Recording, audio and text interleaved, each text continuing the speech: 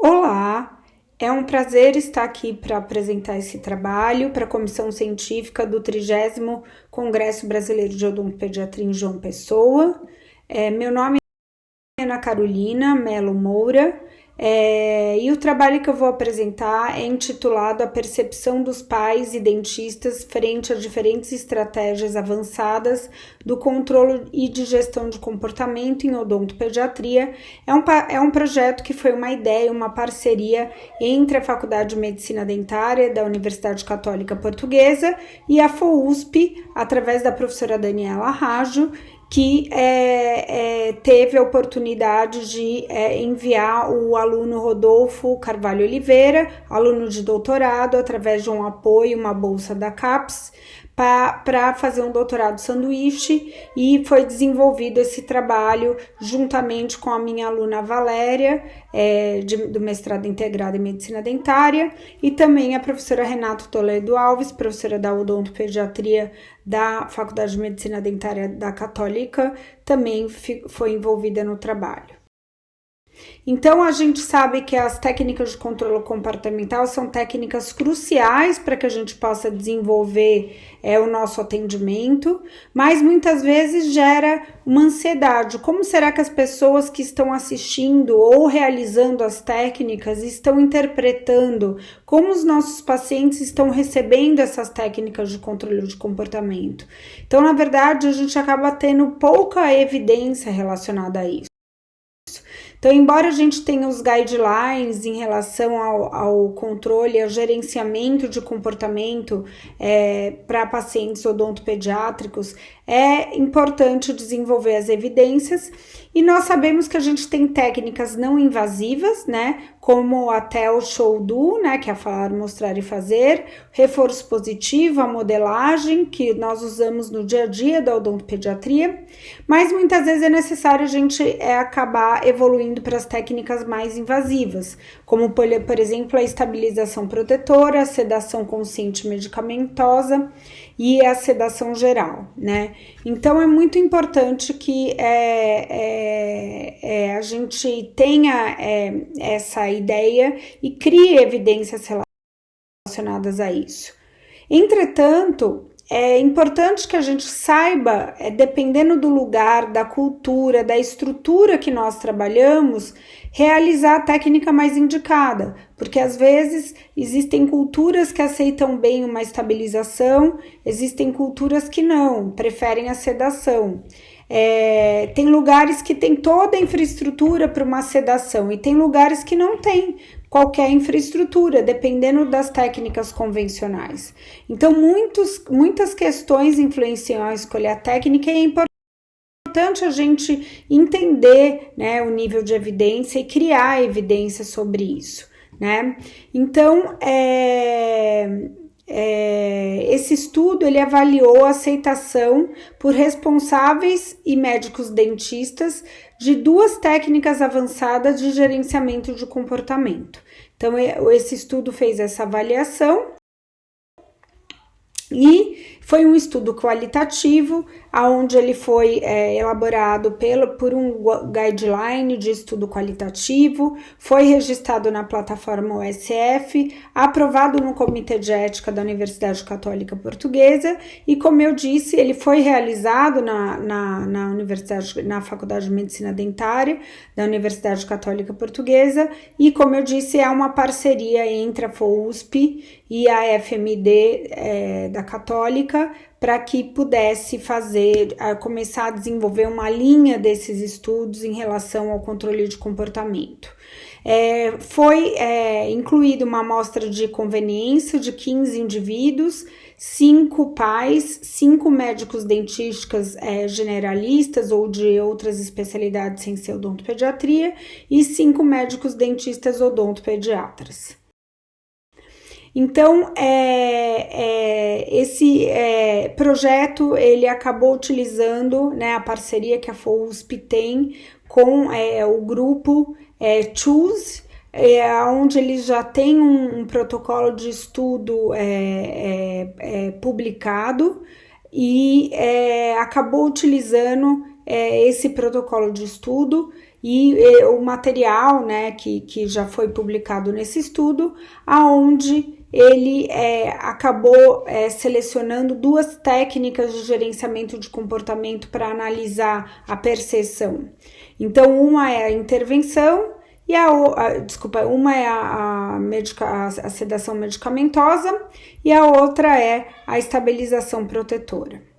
Então, os vídeos, os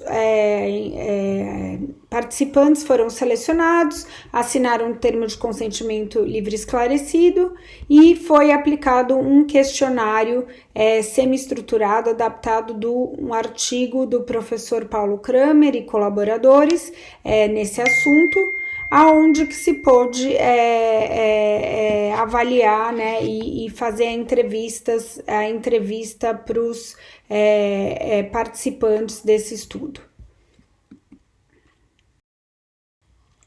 Então, enquanto foi se realizando a entrevista, através do Microsoft Teams era feita a gravação e, posteriormente, através da análise de conteúdo, foi realizado no Target, que é um site que faz essa análise qualitativa e análise do conteúdo.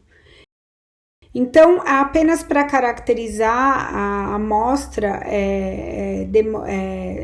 os dados sociodemográficos, então, o grupo que acabou tendo um intervalo mais novo foi dos odontopediatras, seguido dos pais e depois dos médicos dentistas. E os médicos dentistas, alguns tinham um nível de habilitação, né, maior que os odontopediatras, e a maioria dos pais tinha um bom nível de habilitação.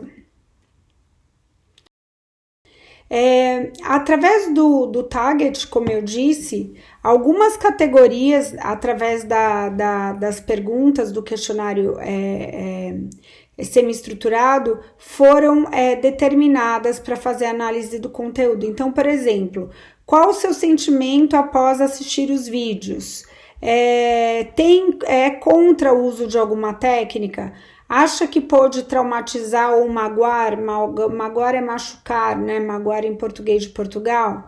Então, foi se avaliando, por exemplo, que em relação aos médicos dentistas, quando a gente perguntava em relação ao sentimento após o vídeo, as palavras mais ditas eram ansiedade, desconforto e impressão, né? Impressão é que fica impressionado.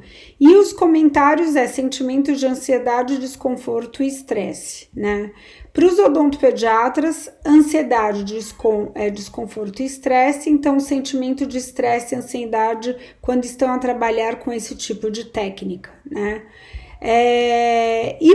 Assim foi se realizando toda essa análise qualitativa, aonde foi avaliando o sentimento, o possível trauma e em todos os grupos estudados, alguns possíveis problemas psicológicos, enfim. Para que pudesse ser analisado o discurso de cada grupo estudado e entender qual que era a percepção frente à utilização de uma sedação medicamentosa ou de uma estabilização protetora. Então, em relação aos resultados, a maioria dos pais e dos participantes do estudo, na verdade, reconheceram a relevância e a importância dessas técnicas técnicas avançadas, que muitas vezes elas são necessárias. As reações emocionais não variaram muito entre os grupos de estudo e geraram algum sentimento de trauma, angústia e desconforto. A sedação medicamentosa acabou sendo mais preferida pelos médicos dentistas e pelos pais, sendo que os odontopediatras acabaram ficando mais inclinados à estabilização protetora.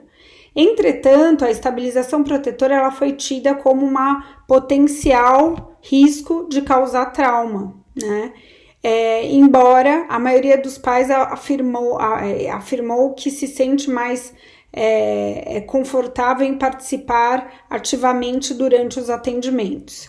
Entre os profissionais, os odontopediatras demonstraram maior segurança na aplicação da estabilização protetora. E os médicos dentistas afirmaram que não se sentem confortável com nenhuma das técnicas. Então, mostrando, né, que tem a percepção diferente, tem que ter o preparo, a explicação e todo o embasamento antes de realizar. Então, em síntese, o estudo demonstrou que os pais se sentem cada vez mais envolvidos e confortáveis em estar participando ativamente do tratamento.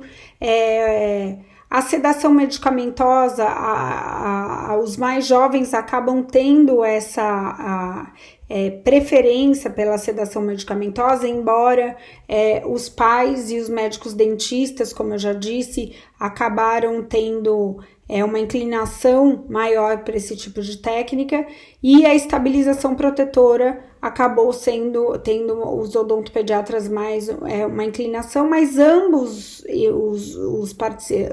e todos, na verdade, os participantes envolvidos acham importante a utilização desse tipo de técnica no controle de comportamento da criança durante o atendimento pediátrico. Então, esse estudo permitiu aprofundar o entendimento das opiniões de pais, odontopediatras e médicos dentistas relativamente à estabilização protetora e à sedação medicamentosa consciente. A sedação consciente resultou ser a abordagem de eleição pelos médicos dentistas e pais, justificada por realizar a abordagem mais tranquila para as crianças, com menos risco de experiência negativa. Por outro lado, os odontopediatras, por estarem mais familiarizados com a técnica de estabilização protetora, acabam frequentemente utilizando, principalmente em lugares que não tem uma infraestrutura para fazer uma sedação medicamentosa ou uma anestesia geral com segurança. E a disponibilidade dos pais para colaborar ativamente nos cuidados revelaram-se aspectos fundamentais para o sucesso clínico e emocional do tratamento.